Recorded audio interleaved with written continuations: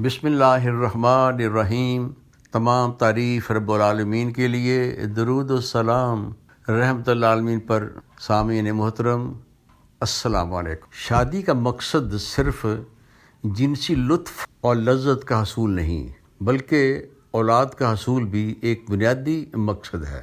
اس سلسلے میں ہماری تجویز ہے کہ پہلے ایک آدھ سال بچہ پیدا نہیں ہونا چاہیے، تاکہ دلہا اور دلہن زندگی کی زیادہ ذمہ داریوں کے بغیر کچھ عرصہ ازدواجی زندگی کا خوب لطف اٹھا سکیں۔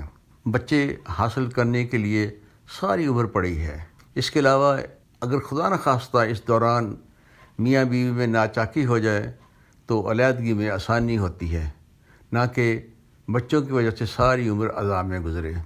ماہرین کی رائے ہے کہ ناخوشگوار شادی سے خوشگوار پرسکون علیحدگی بہتر ہے۔ اولاد کا حصول انسان کی بنیادی خواہش ہے، مگر بدقسمتی سے ہر انسان کی یہ خواہش پوری نہیں ہوتی۔ ایک ریسرچ کے مطابق امریکہ میں 12% لوگ اولاد پیدا کرنے کے قابل نہیں۔ ایک اور ریسرچ سے معلوم ہوا ہے کہ بانجھ افراد میں 33% مردوں میں نقص ہوتا ہے اور 33% عورتوں میں، اور باقی دونوں میں۔ ایک اور ریسرچ کے مطابق 40% مرد بانجھ پن کا شکار ہیں۔ مردوں میں بانجھ پن کی عموماً 2 وجوہات ہوتی ہیں۔ نمبر 1، صحت مند سپرم کا نہ ہونا۔ نمبر 2، صحت مند سپرم کی تعداد کا کم ہونا۔ بانجھ پن کی اصل وجہ جاننے کے لیے سب سے پہلے مرد اپنی منی کا تجزیہ کرائے۔ درمیان میں 5 دن کا وقفہ ہو، منی لیبارٹری میں نکالی جائے، ورنہ نتیجہ درست نہ ہوگا۔ اور اگر خدا نہ خواستہ رپورٹ خراب ہے تو حتمی نتیجہ نکالنے سے پہلے کم از کم ایک اور اچھی لیبارٹری سے اپنی منی کا تجزیہ کرا لیں۔ اگر دونوں رپورٹوں سے معلوم ہو کہ خرابی آپ میں ہے تو آپ پرسکون رہیں اور کسی اچھے ڈاکٹر یعنی یورولوجسٹ سے ملیں۔ آج کل ایسی ادویات بازار میں آ چکی ہیں جن کی مدد سے اس مسئلے کو حل کیا جا سکتا ہے۔ عموماً بچے کی پیدائش کے لیے 2 کروڑ سے زیادہ صحت مند سپرم ہونے چاہیے، اور آپ کے صحت مند سپرم کی تعداد کم ہے تو یہ عموماً میڈیسن سے بڑھ جاتی ہے۔ اور اگر صحت مند سپرم بالکل نہ ہو تو بھی مایوس نہ ہوں، کیونکہ کچھ لوگوں کے پھر بھی سپرم بہتر ہو جاتے ہیں۔ اس کے علاوہ بچے کی پیدائش کے لیے اب کئی مصنوعی طریقے موجود ہیں، ان میں سے کسی کو بھی ٹرائی کیا جا سکتا ہے۔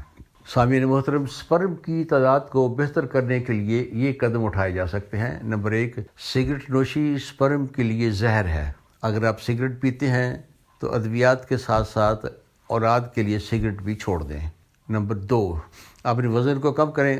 موٹاپے کی صورت میں خصیے جسم کے ساتھ لگے رہتے ہیں، جس کی وجہ سے ان کا درجہ حرارت بڑھ جاتا ہے اور اس سے سپرم مر جاتے ہیں۔ ایک اور ریسرچ سے معلوم ہوا ہے کہ موٹے آدمی کے خصیوں کا درجہ حرارت نسبتاً زیادہ ہوتا ہے، جس کی وجہ سے بہت سے سپرم مر جاتے ہیں۔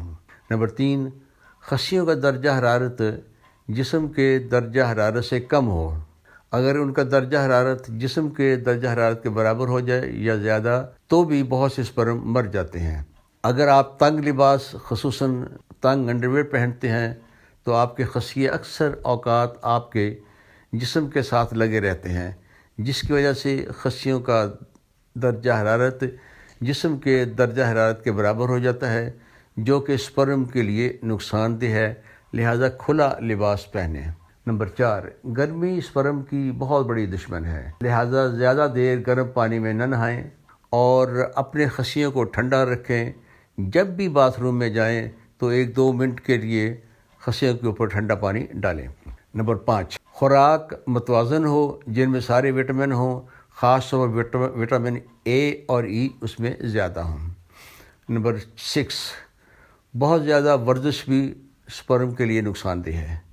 نمبر 7، ریسرچ سے معلوم ہوا ہے کہ کمپیوٹر کے سامنے زیادہ دیر بیٹھنے سے بھی سپرم کی تعداد کم ہو جاتی ہے۔